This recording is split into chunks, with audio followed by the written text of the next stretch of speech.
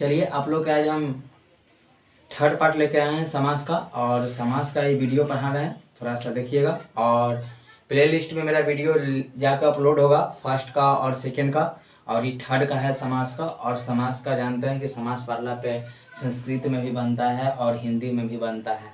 समास से हर साल क्वेश्चन आता है, ठीक है। तो आइए हम समास का देखते हैं क्वेश्चन। तो समास में हम तीसरा नंबर पढ़ाने वाले थे समास में, जिस समास का नाम है कर्मधारय समास। जिस समास का नाम है कर्मधारय समास। कर्मधारय समास। कर्मधारय समास। अब कर्मधारय समास का मतलब क्या होता है?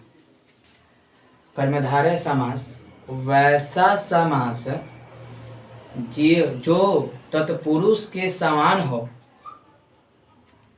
तथा विशेषता बताई जाए, उसे कर्मधारय समास कहते हैं। कर्मधारय समास का अगर परिभाषा पूछेगा तो बोलना है कि वैसा समास जो तत्पुरुष के समान हो तथा विशेषता बताई जाए, उसे कर्मधारय समास कहते हैं। अब इसको हम ट्रिक भी बताएंगे कर्मधारय समास का, ठीक है।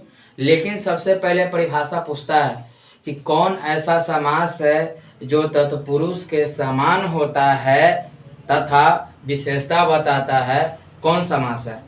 तब कर्मधारय समास, ठीक है।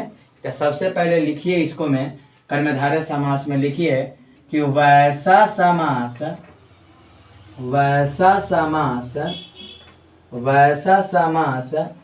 जो तत्पुरुष के समान हो, तत्पुरुष के समान हो तथा विशेषता बताई जाए, विशेषता बताई जाए,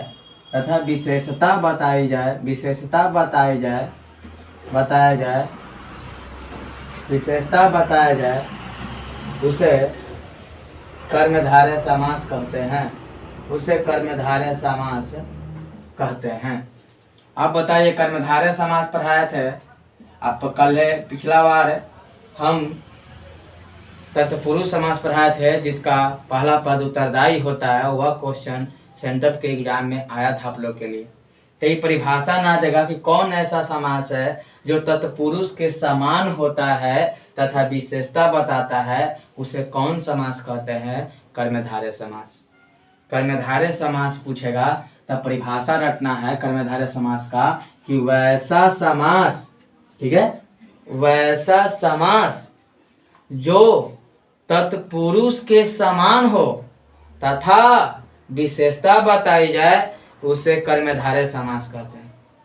कर्मधारय में दो चीज इंपॉर्टेंट होता है, पहला तत्पुरुष के समान और दूसरा बताता है विशेषता, उसे कर्मधारय समास कहते हैं, ठीक है। ये बात को ध्यान देना है कि वैसा समास जो तत्पुरुष के समान तथा विशेषता बताई जाए, उसे कर्मधारय समास कहते हैं।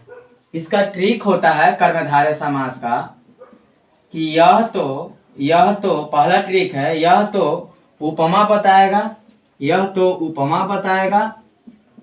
बताएगा।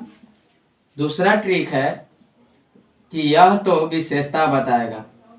यह तो विशेषण पढ़े है ना, विशेषण यह विशेषता बताएगा। दो गो ट्रिक है आपका कर्मधारय समास का। यह तो उपमा बताएगा, यह तो विशेषण बताएगा, यह तो विशेषता बताएगा। एग्जाम्पल में देखेंगे कैसे होता है, लेकिन एक बार एग्जाम्पल देखने से पहले आप देख लीजिए कि कर्मधारय समास का मतलब क्या होता है कि वैसा समास, ठीक है, मतलब ये जैसे वैसा समास जो तत्पुरुष के समान, मतलब तत्पुरुष खत्म कर दिए ना, तीसरा नंबर पर कर्मधारय समास है, तत्पुरुष खत्म कर दिए, तो वैसा समास जो तत्पुरुष के समान तथा विशेषता बताई जाए, उसे कर्मधारय समास कहते हैं। कर्मधारय समास का दो चीज इंपॉर्टेंट होता है, पहला तत्पुरुष और दूसरा विशेषता, ठीक है। अब इसमें उपमा बताता है, यह तो कहेगा कि उपमा बताने का काम कौन करता है, तो कर्मधारय समास। विशेषण या विशेषता बताने का काम कौन करता है, कर्मधारय समास। तत्पुरुष के समान कौन होता है, कर्मधारय समास। अब जैसे हम देंगे, चलिए जैसे हम देंगे, आइए जैसे हम देंगे काली मिर्च, ठीक है, काली मिर्च। अब बताइए काली मिर्च हम दिए आप लोग का, तब बताइए मिर्च है जो कैसा है, काली। अरे मिर्च है जो कैसा है, काली। तो काली है तो विशेषता बताया ना, काची होने का विशेषता बताया, काला होने का विशेषता बताया। तो काली मिर्च कौन समास हो गया, तो कर्मधारय समास। जिसमें विशेषण या विशेषता बतावे या तो उपमा बतावे वो विशेषता होता है या विशेषण होता है। तुम्हारा मिर्च है जो कैसा है, काली, विशेषण बता रहा है ना करिया होने का। तो यही चलते जब करिया होने का विशेषण बता रहा है कि मिर्चाई तुम्हारा काली है, तो विशेषण या विशेषता है। आइए आगे फिर देखते हैं गंगा जल। आप बताइए जल है जो कैसा है, गंगा है, जल है जो कैसा है, गंगा की, गंगा जल कैसा है, गंगा के समान है, ठीक है।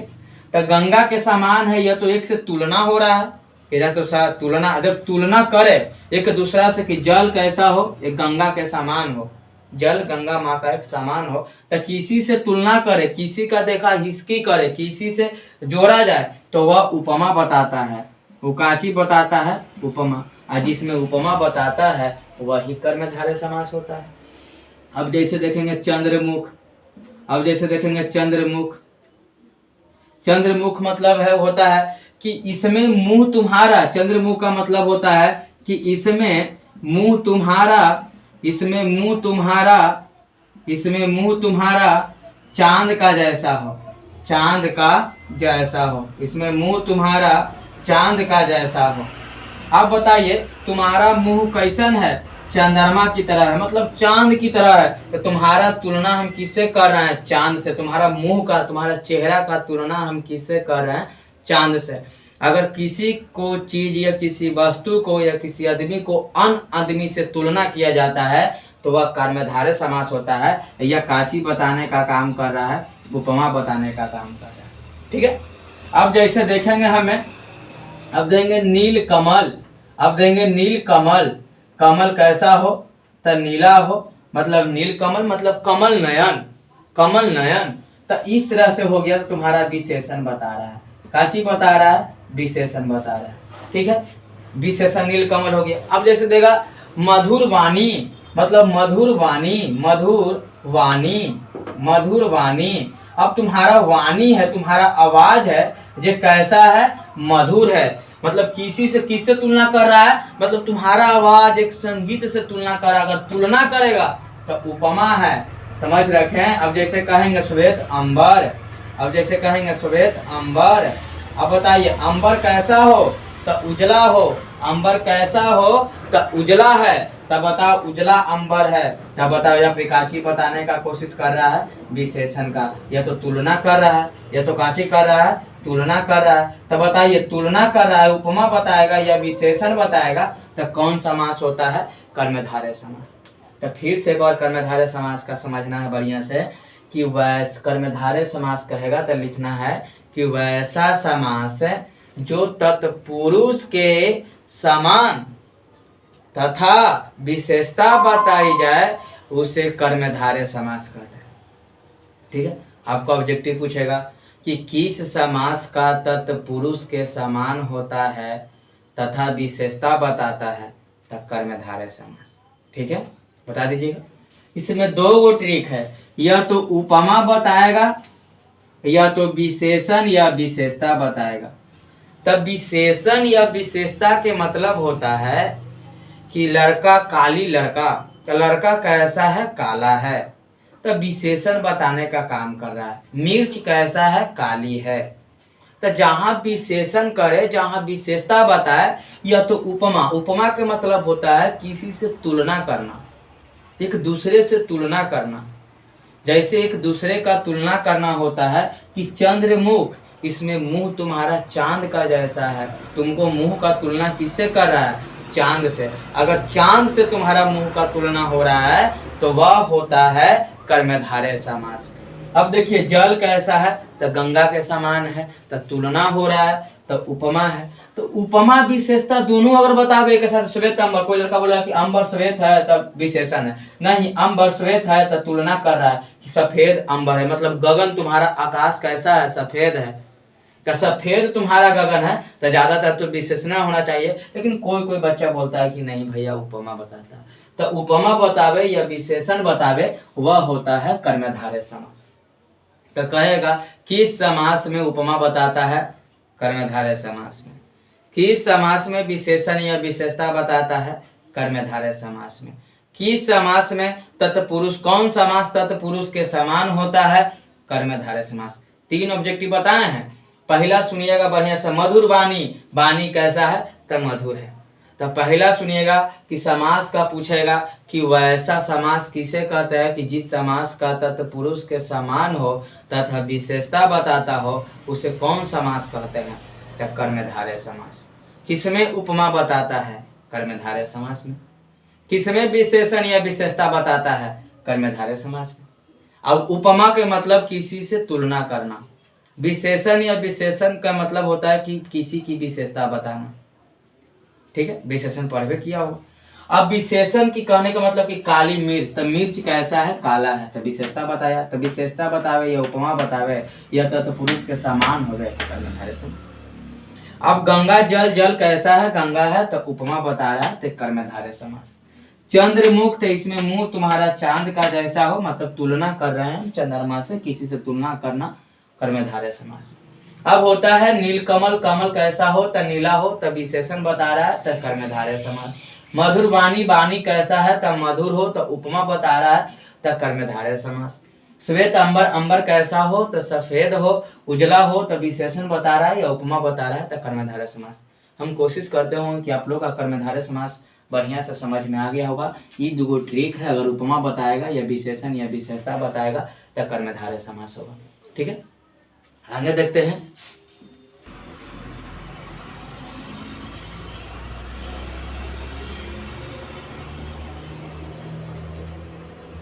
आपका चौथा नंबर पे आता है आपका दिग्गु समास।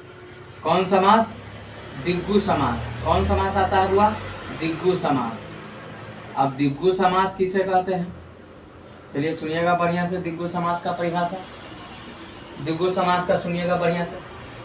दिग्गु समास कहता है कि जिस समास का पहला शब्द अगर संख्या मिल जाए उसे दिग्गु समास कहते हैं। जिस समास का पहला शब्द अगर संख्या, संख्या मतलब अंक, 1 2 3 4 5 6 7 8 9, द्यू के मतलब 2, ठीक देखिए, द्यू के मतलब 2 और 2 के मतलब अंक और अंक का मतलब संख्या। अब बताइए जो संख्या का बोध करे, द्यू, द्यू मतलब कितना, 2, द्यू मतलब 2 और 2 काची है, अंक है, अंक मतलब संख्या। जो संख्या और अंक का बोध करे उसे कौन समास कहते हैं, दिग्गु समास कहते हैं। बढ़िया से दिल में बैठा होगा। द्विगु समास पकड़ने का तरीका होता है कि द्विव मतलब 2 और 2 काची है, अंक, अंक मतलब संख्या, ठीक है। तो ये होता है दिग्गु समास। तो दिग्गु समास का परिभाषा होता है कि वैसा समास जिसका पहला पद संख्या हो तथा दूसरा पद संज्ञा, नाउन, नाउन, दूसरा पद नाउन मतलब संज्ञा हो, उसे दिग्गु समास कहते हैं। वैसा समास जिसका पहला पद संख्या मतलब नंबर, संख्या मतलब नंबर हो तथा दूसरा पद संज्ञा मतलब नाउन हो, उसे दिग्गु समास कहते हैं। याद हुआ? तो देखिए लिखिए, वैसा समास, वैसा समास, वैसा समास जिसका पहला पद संख्या हो तथा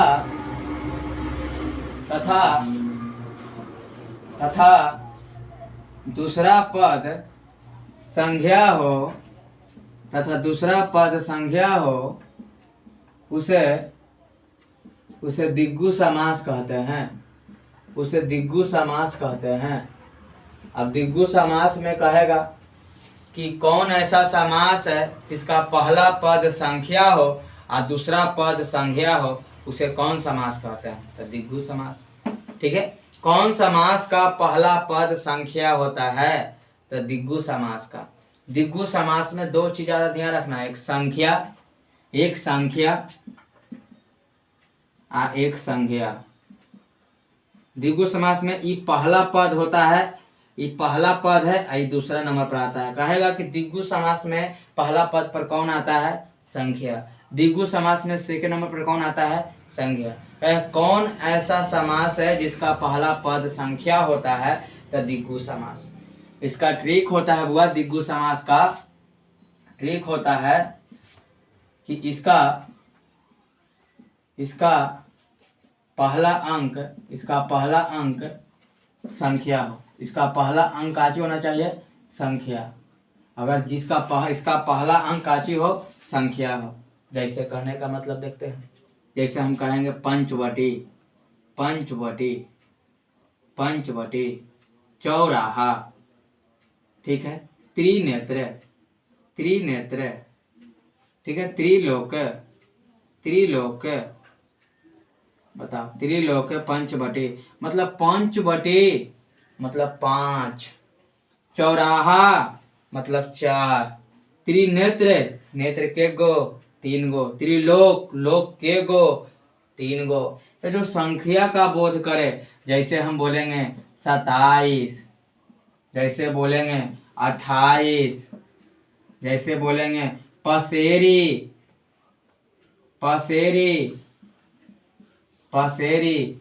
पसेरी होता है ना? बताइए, तब पंचवटी, चौराहा, त्रिनेत्र, त्रिलोक, 27, 28, पसेरी। तो पसेरी मतलब के किलो? 5 किलो। पसेरी मतलब के किलो? 5 किलो। जो संख्या का बोध करे और दूसरा पर संज्ञा हो, उसे हम द्विगु समास कहते हैं। याद करके सुन लो बउआ फिर से, कि वैसा समास जिसका पहला पद संख्या हो तथा दूसरा पद संज्ञा हो, उसे हम द्विगु समास कहते हैं। द्वि मतलब 2 और 2 मतलब अंक, अंक मतलब संख्या। तब बताइए, पंचवटी मतलब पंचवटी सुना है? पंचवटी जो रावण में यहाँ पंचवटी था, तब 5 बताओ, जहाँ 5 गो पेड़ हो, एक तरह का लगाया हुआ, पंचवटी कहलाता है। तब 5 वटी। चौराहा जो 4 रास्ता आने जाने का हो। त्रिनेत्र, नेत्र मतलब 3 गो आंख। त्रिलोक 3 गो लोक, तीनों लोक का राजा। 27 मतलब 27, 28 मतलब 28, पसेरी मतलब 5। तो इस तरह से 8वां कहेगा, 9वां कहेगा, 5वां कहेगा, चौराहा कहेगा, चाहे 28वां कहेगा, तो 27वां कहेगा। तो ये सब जो होता है तुम्हारा, ये कौन समास होता है? द्विगु समास होता है। ठीक है, तो समास सुनिए पहले बढ़िया से, कि वैसा समास जिसका पहला पद संख्या तथा दूसरा पद संज्ञा हो, उसे द्विगु समास कहते हैं। अगर संख्या, इसका पहला अंक संख्या होना चाहिए। 27 तो मतलब पहला अंक संख्या, 28 तो मतलब पहला अंक संख्या, पसेरी मतलब 5। अब कहेगा 2 केजी 4 गाय, तो जो संख्या का बोध कर रहा है, गिनेंगे उसमें अंक का बोध करेगा, मैथ गिनती आ जाएगा, काउंटिंग आ जाएगा, तो आ जाएगा। ठीक है, आप लोग का द्विगु समास समझ में आया। अब आगे आते हैं द्वंद्व समास।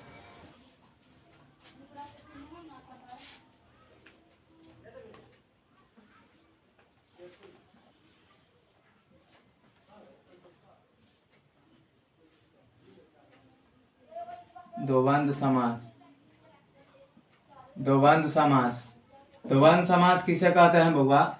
तो द्वंद्व समास वैसा समास जिसका दोनों पद प्रधान हो। वैसा समास जिसका दोनों पद प्रधान हो, उसे द्वंद्व समास कहते हैं। जैसे इसका यह शब्द एक दूसरे का उल्टा होता है, यह शब्द एक दूसरे का उल्टा होता है। ये बात को याद रखना। जैसे माता पिता, एक शब्द दूसरे का उल्टा है। अब माता माता कहेगा ना, माता माता, तो ये बताओ, इसको योजक चिन्ह बोला जाता है। ये ऑब्जेक्टिव आया था ना सेंटर के एग्जाम में, कि बताइए ऐसा को चिन्ह को कौन चिन्ह बोला जाता है? तो योजक चिन्ह। इसको योजक चिन्ह बोलते हैं। बोलेगा कि योजक चिन्ह का प्रयोग कौन समास में करते हैं? तो द्वंद्व समास में द्वु मतलब दो दो, द्वि मतलब दो दो मतलब दो दो मतलब योजक, तो योजक। द्वि मतलब दो दो शब्द हो, एक दूसरे का उल्टा हो, उसे द्वंद्व समास कहते हैं। मतलब एक दूसरे का उल्टा, एक दूसरे का सीधा हो जाएगा, माता माता हो जाएगा, तो वह अवयवी भाव समास होते हैं, जो हम फर्स्ट वाले वीडियो में पढ़ा चुके हैं पूरा डिटेल में, पूरा ट्रिक के साथ। तो वह अवयवी भाव समास होते हैं, लेकिन अलग, लेकिन इसमें गड़बड़ाता है। अब दे देगा ना कि आगे, अब दे देगा ना, दे दिया एगो, दे दिया तुमको, जैसे मान लो कि चलो छोड़ो हटाओ, जैसे तुमको दे दिया आगे और दे दिया पीछे। आप बताइए दोनों शब्द एक है कि अलग है? तो अलग अलग है। अब लेकिन मारेगा एकरा। अब जैसे दे देगा ना कि चलो चल, जैसे दे देगा चलो चल, अब लेकिन भैया तो ऐसे पढ़ाए हैं योजक चिन्ह वाला, जो मारना द्वंद्व समास मार के आएगा, गलती हो जाएगा। देखो शब्द एक ही है ना, तो जब अगर शब्द एक ही रहे तो वह अवयवी भाव समास में चला जाता है, और शब्द जब अलग अलग रहे तो वह द्वंद्व समास में आता है। मतलब दो दो दोनों शब्द हो लेकिन एक दूसरे का उल्टा हो, तो वही होता है द्वंद्व समास। अब पूछेगा कि द्वंद्व समास में किस चिन्ह का प्रयोग करते हैं? पूर्ण विराम, प्रश्नवाचक, अल्प विराम, योजक चिन्ह, तो योजक चिन्ह का प्रयोग करते हैं। ठीक है, तो यहाँ पूछेगा, ये इसको योजक चिन्ह बोला जाता है, जिसको हम द्वंद्व समास में प्रयोग करते हैं। पूछेगा कि कौन समास का दोनों पद प्रधान होती है? तो द्वंद्व समास का दोनों पद प्रधान होती है। किस समास का पहला पद संख्या तथा दूसरा पद संज्ञा होता है? तो दिग्गु समास का। कौन समास में तत्पुरुष, विशेषण और विशेषता और उपमा आता है? कर्मधारय समास में। कौन समास उत्तरदात तथा अर्थात प्रधान होता है? तत्पुरुष समास में। कौन समास का पहला पद अव्यय तथा प्रधान हो? कौन समास का बताओ? तथा दूसरा पद संज्ञा हो? अवयवी भाव समास का। ठीक है, तो इस हम देखिएगा पढ़ा चुके हैं, लेकिन आइए हम द्वंद्व समास पढ़ा रहे हैं। द्वंद्व समास देखिए, द्वंद्व समास किसे कहते हैं? तो लिखिए कि वैसा समास, लिखिए वैसा समास, वैसा समास, वैसा समास जिसका जिसका जिसका दोनों पद, जिसका दोनों पद प्रधान हो, जिसका दोनों पद प्रधान हो, उसे उसे उसे द्वंद्व समास कहते हैं, उसे द्वंद्व समास कहते हैं। वैसा समास जिसका दोनों पद प्रधान हो उसे द्वंद्व कहते हैं। मतलब द्वंद्व मतलब दोनों पद, द्वंद्व मतलब दोनों पद का, देखो द्वंद्व समास लगा है ना, तो ट्रिक में पकड़ना, द्वंद्व मतलब दोनों पद प्रधान हो, उसे हम द्वंद्व समास कहते हैं। पूछेगा किस समास का दोनों पद प्रधान होती है? तो द्वंद्व समास का दोनों पद प्रधान होती है। ठीक है, समझ में आया? इसका ट्रिक होता है बाबू, ट्रिक होता है कि इसमें जो शब्द रहेगा, इसमें जो शब्द है, इसमें शब्द एक दूसरे के उल्टे होते हैं, एक दूसरे के उल्टे होते हैं, एक दूसरे के काची होते हैं बुआ? उल्टे होते हैं, एक दूसरे के उल्टे होते हैं। ठीक है, जैसे हम बोलेंगे माता पिता, ठीक है, भाई बहन, ठीक है, भाई बहन, आगे पीछे, पीछे। तो इस तरह का जब आपका आएगा माता पिता भाई बहन आगे पीछे, आएगा ऊपर नीचे, ऊपर नीचे। अब बताइए अलग अलग शब्द आ रहा है कि ऊपर अलग है, इनमें नीचे है, आगे पीछे है, भाई के बहन है, माता के पिता है। अब ऊपर ऊपर कहता तो हम कहते हैं अवयवी भाव समास, लेकिन ऊपर नीचे। अब बताइए योजक चिन्ह किस में आ रहा है? तो योजक चिन्ह तो द्वंद्व समास में आ रहा है, आ रहा है ना। योजक चिन्ह द्वंद्व समास में आता है, अवयवी भावो समास में आता है। तो यहाँ पे एग्जाम्पल आप लोग देख लीजिएगा कि योजक चिन्ह ऑप्शन में क्या है। योजक चिन्ह जैसे हम बोलेंगे कि भाई भाई, योजक चिन्ह तो इसमें भी आ रहा है, आ रहा है ना। तो ये जो एक के शब्द अगर सेम रहे, एक के शब्द हो सेम रहे तो वह अवयवी भाव समास होता है, और शब्द अगर एक दूसरे का उल्टे हो तो वह द्वंद्व समास होता है। तब पूछेगा कि द्वंद्व समास में वैसे नहीं देगा, कैसे ऐसे नहीं देगा कि योजक चिन्ह का प्रयोग होता है। तो योजक चिन्ह का प्रयोग तो दो समास में करते हैं, द्वंद्व समास और अविभाव समास। तो द्वंद्व देगा तो अविभाव नहीं एग्जाम्पल में रहेगा, अविभाव रहेगा तो द्वंद्व नहीं रहेगा, और नहीं तो दोनों रहेगा ऑप्शन। तो यही चलते एक ऑब्जेक्टिव बना लेना। हाँ, आप ऐसे कह सकता है कि द्वंद्व समास में कौन चिन्ह का प्रयोग होता है, द्वंद्व समास में कौन चिन्ह का प्रयोग होता है, तो योजक चिन्ह का। योजक चिन्ह लिखा रहेगा ऐसा, तो योजक चिन्ह पढ़ना आया था ना सेंटर के एग्जाम में, पता है ना, तो खास करके देगा। ठीक है, तब माता पिता भाई बहन, जैसे हम कहेंगे शीतोष्ण, जैसे कहेंगे शीतोष्ण, अब कौन समास है बताओ। तो शीतोष्ण जैसे देखो, सीता जोड़ उष्ण, शीतोष्ण, सीता जोड़ उष्ण शीतोष्ण। अब शीतोष्ण हम बोले तो कौन समास है, द्वंद्व समास। मतलब सीता जोड़ उष्ण, मतलब जोड़ देंगे इसको तो शीतोष्ण हो गया। तो इस तरह से आप लोग थोड़ा सा देख लीजिएगा द्वंद्व समास का, कि वैसा समास जिसका दोनों पद प्रधान हो उसे हम द्वंद्व समास कहते हैं। इस शब्द का एक दूसरे के उल्टे होते हैं उसे हम द्वंद्व समास कहते हैं। ठीक है, आप माता पिता भाई बहन, आगे पीछे ऊपर नीचे, आगे मतलब एक दूसरे का उल्टा, शीतोष्ण जैसे तोड़ लीजिए सीता जोड़ उष्ण। ठीक है, तो इस प्रकार का रहेगा। चलिए, जितना हम लोग पढ़े हैं फिर एक बार आप लोग से पूछ लेते हैं कि बताइए किस समास का दोनों पद प्रधान होती है, द्वंद्व समास का। ठीक है, किस समास का पहला पद संख्या तथा दूसरा पद संज्ञा हो, द्विगु समास का। किस समास का कौन समास जो तत्पुरुष के समान होता है, विशेषण और विशेषता और उपमा बताता है, कर्मधारय समास। ठीक है, एक दूसरे का उल्टा होता है तो द्वंद्व समास। ठीक है, संख्या का बोध करेगा तो द्विगु समास, जो उपमा और विशेषण बताएगा तो कर्मधारय समास। इतने पे पकड़ना है, कोई दिक्कत नहीं ना। ठीक है, आप लोग का क्लास इतना ही रहेगा, और थोड़ा सा समास बचा हुआ है जो बहुव्रीहि समास है और नई समास है। आप लोग का नेक्स्ट वीडियो आएगा, और नेक्स्ट वीडियो इसी चैनल पर लगा रहिएगा। और जब आप लोग का वीडियो अगर अच्छा लगे तो लाइक शेयर और सब्सक्राइब आप लोग जरूर करिएगा। Thank you so much.